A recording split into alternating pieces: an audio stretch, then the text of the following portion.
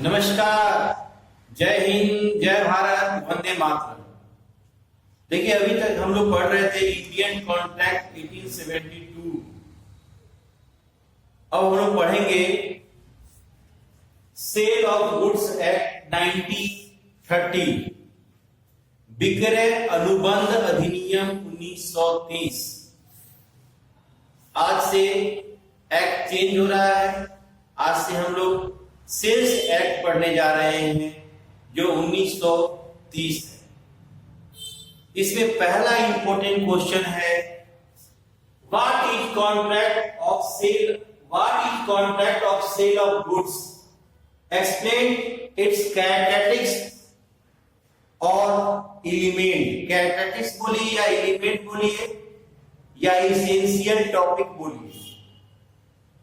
सबसे पहले sale of goods, contract of sale of goods क्या है? Contract of sale of goods क्या होता है? बायर एवं सेलर के बीच में जो अनुबंध होता है, जो खरीद बिक्री का जो अनुबंध होता है, उसे ही हम विक्रय का अनुबंध कहते हैं, कॉन्ट्रैक्ट ऑफ सेल कहते हैं। Contract between buyer and seller for transaction of goods is called sale of contract या contract of sale of goods। मतलब खरीदने वाले और बेचने वाले के बीच में, बायर और सेलर। बायर मतलब खरीदने वाला और सेलर मतलब होता है बेचने वाला। खरीदने वाले और बेचने वाले के बीच में जो अनुबंध होता है, अनुबंध क्या होता है? कॉन्ट्रैक्ट पढ़े थे हम लोग। Which agreement enforceable of law is called contract. वह ठहराव जो राज्य नियम द्वारा परिवर्तनीय हो, जो राज्य नियम द्वारा परिवर्तनीय हो, उसे हम अनुबंध कहते हैं। तो खरीदने वाले और बेचने वाले के बीच में एक ठहराव होता है। इस ठहराव को कानून द्वारा मान्यता प्रदान कर देते हैं, तो इसे ही हम contract of sale of goods कहते हैं। इसमें इसका कैरेक्टरिस्टिक्स क्या है? बहुत इंपॉर्टेंट क्वेश्चन है, पूछता है क्वेश्चन में characteristics of sale of goods. तो पहला है इसका कॉन्ट्रैक्ट। पहला क्या है? कॉन्ट्रैक्ट। इसमें क्या होता है कि एग्रीमेंट को तैयार किया जाता है और वह एग्रीमेंट इनफोर्सेबल ऑफ लॉ होना चाहिए। फॉर क्या? ट्रांजैक्शन ऑफ गुड्स, सामान को लेन देन के, सामान को बेचने और खरीदने से संबंधित जो ठहराव होता है, उस ठहराव को अगर राज्य नियम द्वारा परिवर्तनीय कराया जाता है तो उसे अनुबंध कहते हैं। तो इसमें कॉन्ट्रैक्ट का होना जरूरी है, पहला चीज। इसका विशेषता है, इसका ये फीचर भी बोल सकते हैं, कैरेक्टरिस्टिक्स भी बोल सकते हैं। अगला है two party sale of contract में, contract of sale of goods में टू पार्टीज होनी चाहिए, दो पक्ष होने चाहिए। एक पक्ष को बायर कहा जाता है, एक पक्ष को सेलर कहा जाता है। जो सामान को खरीदता है उसको बायर कहते हैं और जो सामान को बेचता है उसको सेलर कहते हैं। तो टू पार्टीज एकदम होना नेसेसिटी है।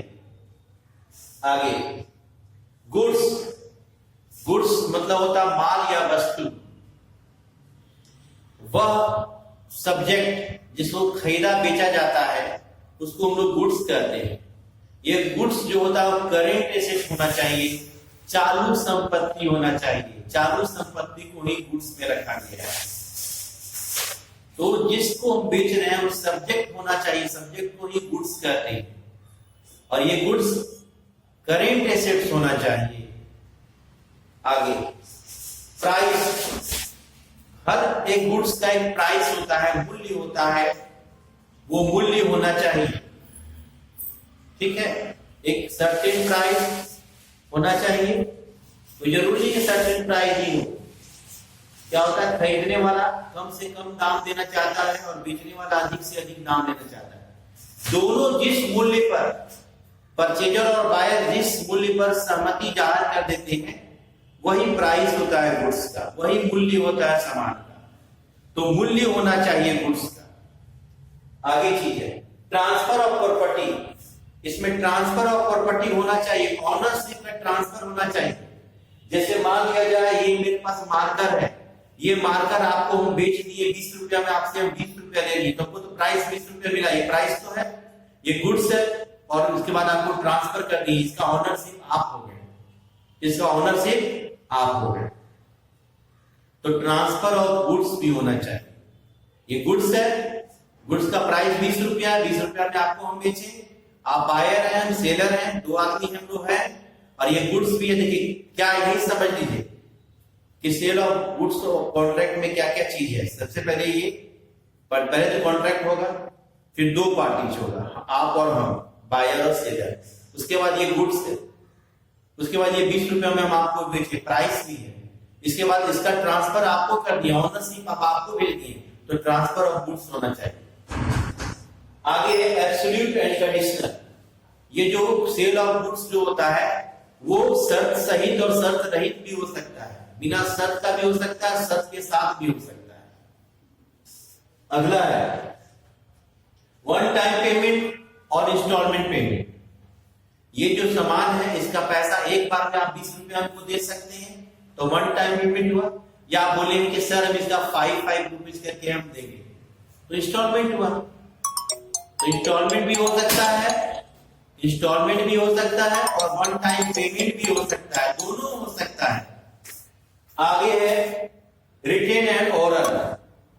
सेल ऑफ जो गुड्स होता है वह लिखित रूप में भी हो सकता है और मौखिक रूप में भी हो सकता है। तो ये इसके कुछ कैरेक्टरिस्टिक्स थे, इसको ध्यान में रखना है, बहुत इंपॉर्टेंट क्वेश्चन है। What is sale, what is contract of sale of goods, explain its elements या कैरेक्टरिस्टिक्स या इसेंशियल। तो इसको बढ़िया से कर लेना है। तो मिलते हैं अगले क्वेश्चन में अगले लेक्चर के साथ। तब तक अपना ख्याल रखें।